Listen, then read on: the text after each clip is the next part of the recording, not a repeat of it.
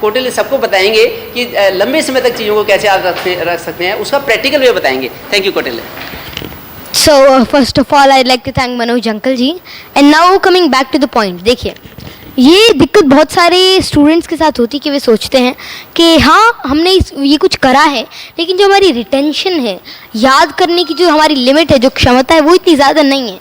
हम शायद 10 दिन में, शायद 1 महीने में उसको भूल जाएं, या फिर हमको उसमें से सब कुछ ना समझ में आ पाए, हमको उसमें से कुछ % ही समझ में आए।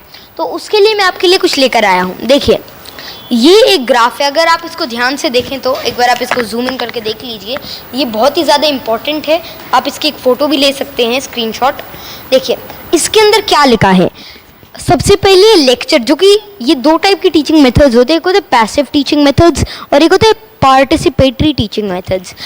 पैसिव टीचिंग मेथड्स है जो कि आजकल होते हैं, जो कि जिनकी रिटेंशन इतनी ज़्यादा नहीं है, जैसे कि 5% लेक्चर अगर आप सुनते हैं, कोई आप क्लास के अंदर बैठते हैं और सिर्फ वो करते हैं, फिर आपको उसका सिर्फ 5% ही समझ में आता है, एक जनरल वो है।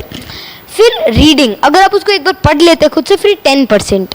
अगर आप उसको ऑडियो विजुअल का मतलब है यहाँ पर स्मार्ट क्लास। देखिए आजकल क्या होता है, स्मार्ट क्लास स्कूल्स के अंदर भी एक वो है कि एक लेवल है कि अरे स्मार्ट क्लास है फिर तो इजीली हो जाएगा, लेकिन ऑडियो विजुअल यानी कि स्मार्ट क्लासेस सिर्फ 20% ही होता है।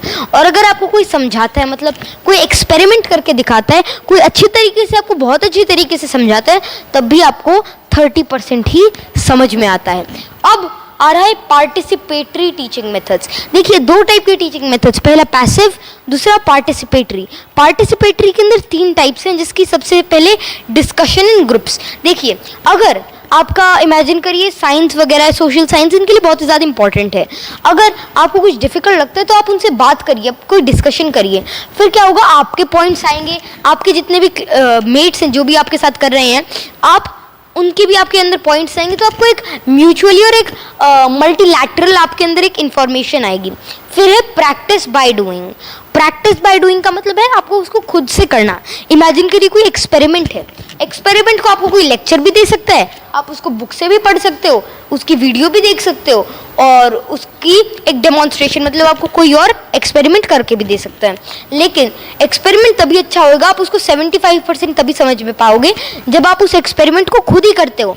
कोई ब्यूरेट है, कोई बीकर है, कोई कोनिकल फ्लास्क है, उसके अंदर कितना सॉल्यूट डालना है, कितना सॉल्वेंट, आप टाइट्रेशन को बुक्स के अंदर तो पढ़ते हो, लेकिन अगर आप उसको अच्छी तरीके से समझना चाहते हो तो प्रैक्टिस बाय डूइंग। तो practice by doing is experimental and self learning. फिर आता है बेस्ट ऑप्शन। बेस्ट ऑप्शन है टीच अदर्स। टीच अदर्स का मतलब है औरों को समझाना, इसका मतलब है अपने आप को एक्सप्लेन करना। अगर आप अपने आप को एक्सप्लेन करते हैं तो उसके कई फायदे हैं। एक, आपकी जो स्किल्स है, स्पोकन स्किल्स, वो बहुत ही ज़्यादा आगे हो जाती हैं। इसके अलावा साथ ही साथ आपकी जो कंसेप्चुअल अंडरस्टैंडिंग है, जो कंसेप्चुअल क्लियरेंस है, वो भी बहुत ही आगे चली जा सकती है। इसलिए मैं अपने चैनल के ऊपर भी यही अपनी चीज़ों को एक्सप्लेन करने की कोशिश करता हूँ, किसी फिनोमेना को, and that is my M.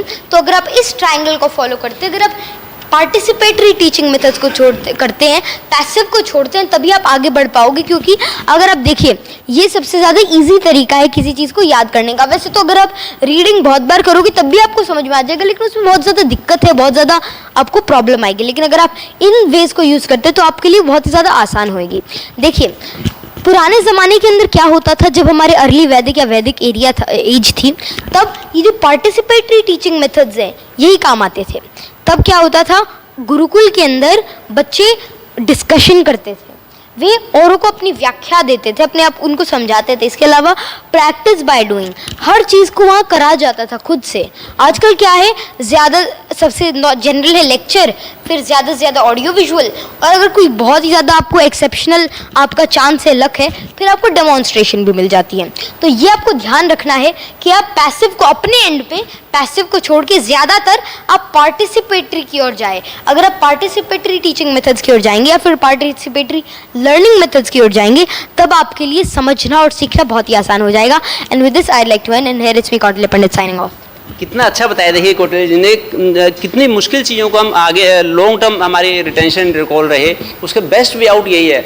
World में जो सबसे अच्छा हो सकता है कोटेल को भी लगता है और मैं भी इस चीज़ को मानता हूँ कि ये ऐसा हो सकता है। अगर आपके पास भी कोई ऑप्शन है तो आप भी बताएं, जिससे कि सारे व्यूअर्स को उसका बेनिफिट मिले। क्योंकि कोटेल ने अभी गूगल बॉय कोटेल नाम से यूट्यूब चैनल बनाया है, उस पर ऐसी ढेरों वीडियोज़ हैं। और मेरे भी इस चैनल पर जो जगदम्बा बेबी के नाम से मेरा यूट्यूब का चैनल है, इस पर कोटेल की बड़ी सारी वीडियोज़ हैं।